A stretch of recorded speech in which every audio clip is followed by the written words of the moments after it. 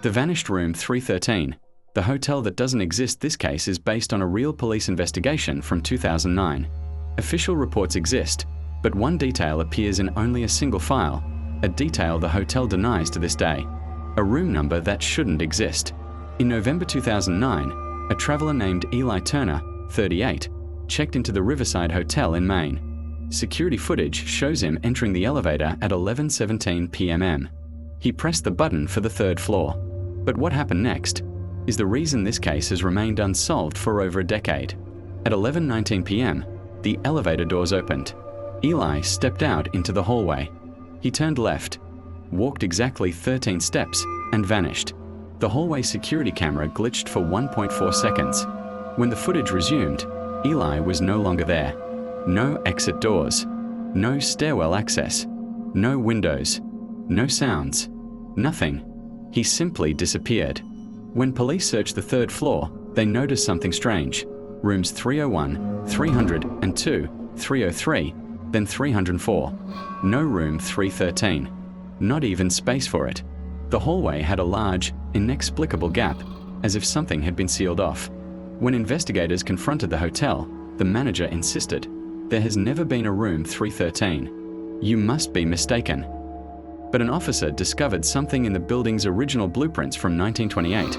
A room did exist, and it had been permanently locked off after an incident in 1934. The blueprint label was smeared, but still readable, 313, do not restore to 1934 incident. Police archives from the time are incomplete, but one surviving memo reads, "Resident complained of voices coming from the walls of 313. Staff refused to enter the room after multiple reports. Final occupant removed after psychological break." After that year, room 313 was sealed. On every renovation blueprint, the room changed shape, shrinking, twisting, moving several feet left or right, as if the architects were trying to cover it up. But there was always a void behind the wall. The evidence they couldn't explain. When modern investigators scanned the area with thermal imaging, they found no heat readings, no insulation, no wiring, no structural explanation for the space. A perfectly square cold zone, exactly the size of a hotel room, and the temperature of the void was 4 degrees Celsius colder than the rest of the building.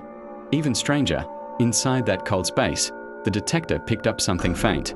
Movement. Very slow. Very slight. Impossible to identify. The most disturbing piece of evidence came from Eli Turner's phone, recovered from the elevator floor hours later. At 11:19 p.m, the moment he vanished, the microphone recorded 6 seconds of audio. A scraping noise, a deep, hollow echo, a whisper. Not again, experts confirmed. The whisper did not belong to Eli. Since 2009, no new guests have disappeared, but the hotel quietly closed the entire third floor in 2012.